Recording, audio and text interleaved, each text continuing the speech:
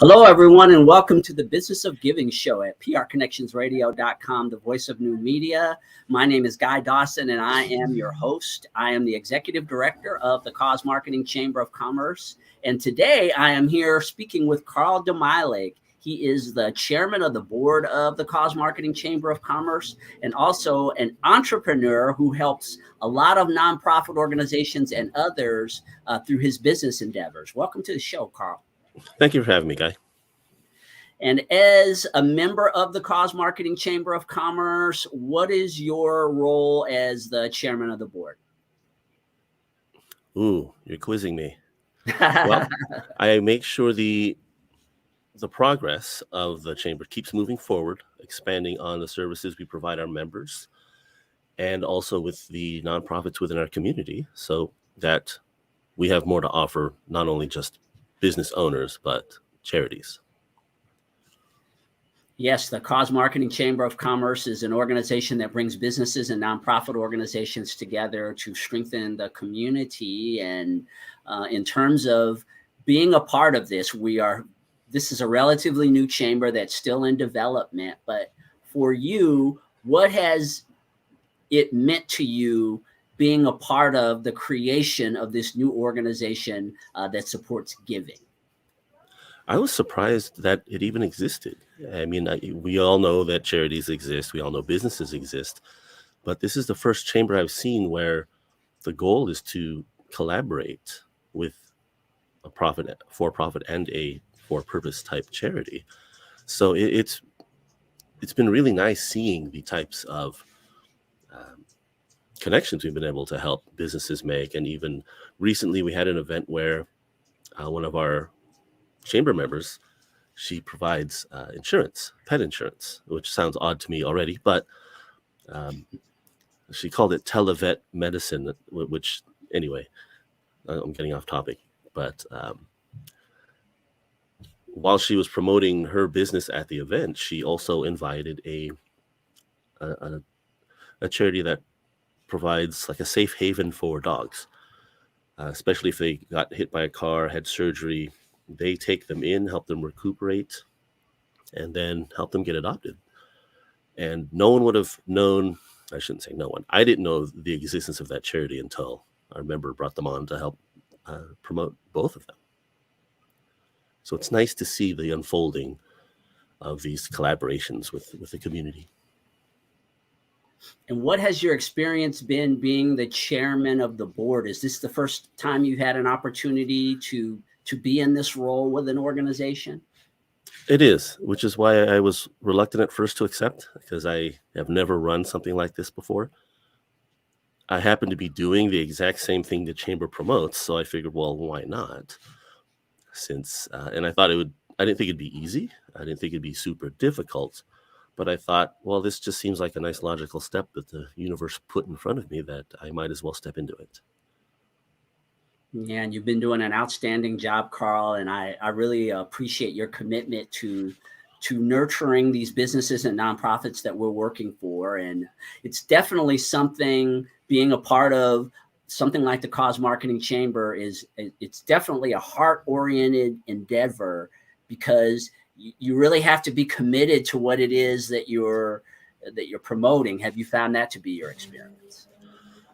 Right. Yes, I have. And it's sometimes it's a little rough. We don't know if there's going to be a next event, but we have to have it to be consistent, because that's kind of how the world works. If you stop and go, you don't look very reliable or resilient. So we make it happen, though, which is it's just been great that we've been able to make everything work out. And as I had mentioned in the introduction, you are also the owner of a traditional business, and the Chamber of Commerce is really about the success of businesses. And through the abundance that we create through our business success, we're able to help nonprofit organizations in the community more. What is the business that you represent? What's your day job? So I am a trustee for Guardian Angel Foundation. And through there, I help other private foundations with compliance, to stay compliant with the IRS, because if you do not follow their rules, you will lose your tax exempt status. So that is my, not even 9 to 5, 24/7. So tell me more about how you are able to help businesses in that way. It's sort of the in-between of what the public expects from a business and also a nonprofit. If we look at what usually happens, someone makes money and they want to help support a local charity, so they'll donate from their income. Now, the idea is the more you make, the more you can give away. And then when you retire, you can still give money or donate to charities, but now you have more time to give. Problem is you're going to die for sure. And their volunteer time stops, so do your donations. Now, the other way people would love to make a difference is they start their own charity. Now, the charity has to do its own fundraising. It almost starts from scratch every year. And there are entrepreneurs who want to make as much money as they can so they can donate. And there are those that want to give more time because their charity is their purpose, but they can't do both simultaneously, or so that's what they think. A private foundation is sort of in the middle. As a business owner, and this is a great tax strategy, let's say I am just a LLC, I receive the income and I can take up to a 30% charitable donation deduction to the private foundation. So now I'm paying less in income tax, but now the foundation can invest in real estate, stocks, crypto, exempt from capital gains tax and income tax when you get dividends. So from that foundation, from there, you can donate to these charities year after year. So when you retire, now you have more time and you also have all that money sitting there you've been putting away. And plus, you can hand this off to your family or anyone else, and they can continue supporting the causes your charity, the charities your foundation cares about, even after you die. There's plenty of foundations that have been around in this country for over 100 years. So it's a great long-term strategy. One, you get to benefit from the tax reduction, but two, you're supporting causes. And how this ties right back into the cause marketing chamber, you can use this money that you put away to grow in the charity to do causes. I like to point out Jersey Mike's. Every month they have a day of giving. And that's one of the reasons I go there, because they purposely say that on their website, they support local charities. As a small business owner, we can take advantage of that same type of cause marketing where, let's say I'm a dentist, I can approach my current patient base. Maybe an orthodontist is better because they see their patients more frequently. I can tell them, hey, everyone, this month we're going to be, for every new patient you refer to us, we're going to donate $100 to that local animal shelter. So please refer to us, one, because you love us, but two, you want to help support charity. Now your patients know that you care about their community and they're more likely going to refer you someone. And then next month you pick another cause, and you were going to either originally pay a lot of income tax, but because you took advantage of the 30% charitable donation deduction, you pay less income tax. And then you get to give that money to causes you care about. So it all ties into this cause marketing chamber. And that's why I felt like it's just a natural next logical step for me to do. It's been interesting, Carl, these conversations that I've had with you when you're talking about how your business helps people. And when I think about all the foundations that exist in America and around the world, and all the good works that these foundations are able to do. When you look at Bill and Melinda Gates, some of the great things that they've done, there are many entrepreneurs out there, big business owners who have incredible foundations that are helping a lot of people. The general public may or may not understand that there are strategies that position them to be able to do the things that they do, and that you don't necessarily have to be a billionaire to create an entity that can help you to give back to your community, as well as to be more prosperous in business. That's correct. Everyday American families can create a private foundation, have 100% complete control of it, if done correctly, when you create as a charitable trust first, and then go and apply to the IRS. So this is something that, again, you don't have to be a billionaire or millionaire. In fact, more than, I believe, according to the Tax Foundation, 90% private foundations have assets under $1 million. And half of those have assets under 100,000. So that's, the foundations don't have to be big to make an impact. They just have to have a purpose, support the cause.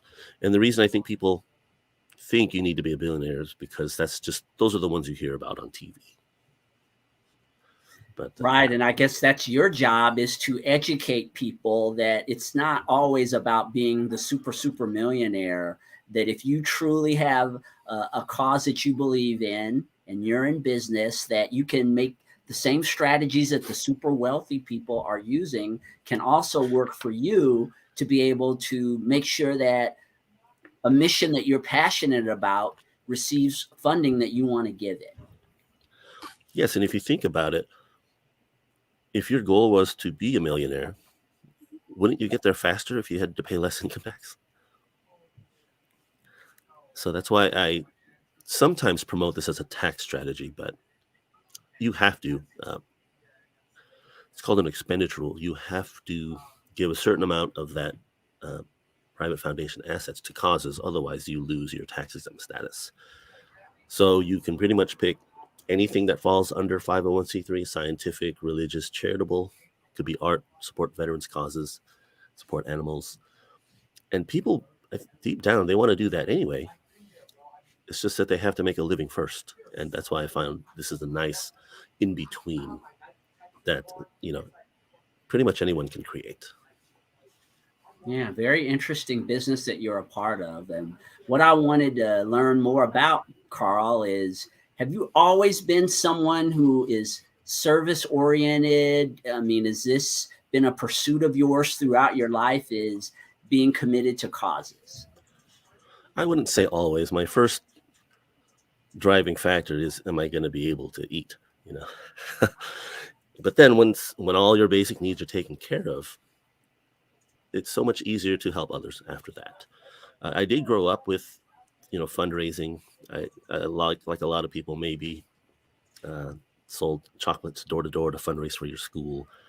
I did do a half Ironman for Leukemia and Lymphoma Society, and then smaller fundraising tables for Greek organizations or other charities.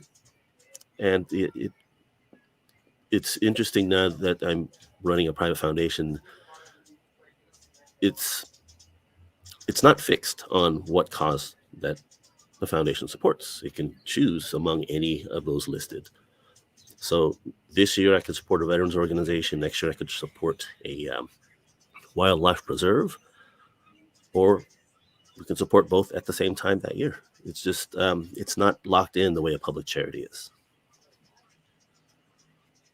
One of the things that I've discovered, Carl, through quite a few years of being in the nonprofit world and the traditional business world, is there's a tendency for people to think that you have to be either or, that you either are someone who is just completely a capitalist, driven towards profits, or you have to be a charity person who believes in not making a profit and just pursuing your mission. How has your participation in these endeavors through the years, and now, of course, being a part of the Cause Marketing Chamber, how has that influenced your thinking? Because I don't think that it has to be either or. And one of the reasons why I am a part of this mission in the development of this particular platform is I think that you can be both. I think that you can be both a good business person who makes a profit so that he or she can eat, as you had mentioned before, and also be someone who is a contributor to your community, and that both can support one another. What are your thoughts about that? I think that's exactly how it does work for me. And that's what we're teaching through the chamber, is that you don't have to be all for profit. You can also be significantly for purpose. And when you tie your for-profit business to support causes, then you're sort of you're doing both, and you're profitable when you're profitable, and you're purposeful when you're purposeful. And sometimes they will overlap on the same hour. So it's a great way to combine the two. You don't have to be either or. But then I think that's the benefit of a foundation is, since the money is not taxed, it's growing without capital gains tax. Eventually, you'll have enough money in there to just continue to not work anymore. Because if you wanted to eventually draw a salary from there, now you can hire yourself as a full-time philanthropist if you ever gave up your day job or your business, but you don't have to. You can even have the foundation own some stocks in your company, so that way, in a way, that's fundraising, but it's generating funds, so you can give to causes you care about while you're still doing your career. So at the chamber, we're trying to tie those two together, even without a foundation in the middle, because almost front of mind when people hear about your business and yet you support causes, people are going to choose your business over an equivalent one that doesn't support a cause. Yes, there are significant business benefits to aligning yourself with nonprofit organizations, again, that benefit both sides.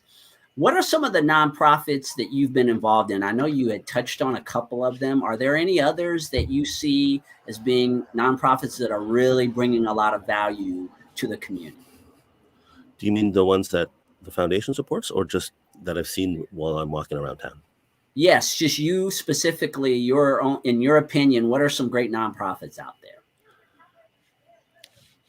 I think there's this one college that I'm a big fan of and I donate to regularly. It's called Hillsdale College. They are very, it's a very strong, constitutionally based school. They do not accept a penny from the government because they don't want to be told what they have to teach. And that type of freedom right there is pretty much what the Constitution is trying to have everyone, emulate, or at least they're taking full advantage of what the Constitution has. And I think if people realized that they as individuals would not be as easily bullied by not even law enforcement, code enforcement, because there's a lot of things that people think are law, but they're not. There are things that people get charged for as a crime, which are not a crime. Crime pretty much is there an injured party? If you run a stop sign, that's not a crime. You just violated vehicle code. And yes, the idea is that it's a safety thing, but if people knew the difference, and one thing they also teach is critical thinking. That's another big thing for me. I'm also a fan of anything creative, arts, music, painting, coming up with solutions for things. And the foundation also supports a veteran nonprofit out in not near, sort of south of San Francisco. It's called G.I. Josie, and they support female veterans who are suffering from PTSD and sexual trauma. And they have a ranch, they got horses, they use gardening and painting as part of their therapies to help these veterans overcome those, I don't want to call them disabilities, but those issues that they're suffering from. Yeah, some great nonprofits there, Carl. I know that you really invest quite a bit of your life in this area. And so it seems like, the Cause Marketing Chamber would be an outstanding fit for you, because just the understanding that you have of the value that you can create here. You're creating value by being on the board of directors, obviously, because you're helping to facilitate a movement. And that's really what the Cause Marketing Chamber of Commerce represents. It's a movement where we're trying to help society understand how many of the challenges that we experience, and that so many of these nonprofits are trying to fill those voids, and that we as a society, a business society and a nonprofit society, truly can come together and solve a lot of the ills of things that are perceived as ills in society by working together, promoting one another, the businesses and the nonprofit organizations, that we have solutions. And so I greatly appreciate your commitment to helping us solve more of these issues through these endeavors. And I loved how you were just talking about foundations are really an undervalued tool that can help you on your mission of giving back to our community, both from the business perspective as well as the nonprofit perspective. There are things that exist today that most people don't know were initiated by a foundation, like the phone number 911. That wasn't a government thing at first. The foundation just said, it's a little inconvenient to have to memorize the phone number to the local fire department, the local police. So they created an initiative, funded it, and then that became what's now known as 911. Rockefeller Foundation is a big one. They helped, I believe, eradicate ringworm in certain parts of the country. And there's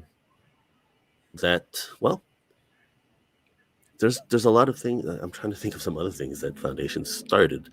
Well, they're usually the ones behind museums and art galleries, community gardens. But and a lot of them don't even use it as a marketing tool. They just genuinely care, want to solve a problem. They fund it, and it gets done. So I wish I can remember more off the top of my head that people don't know were initiated by a foundation.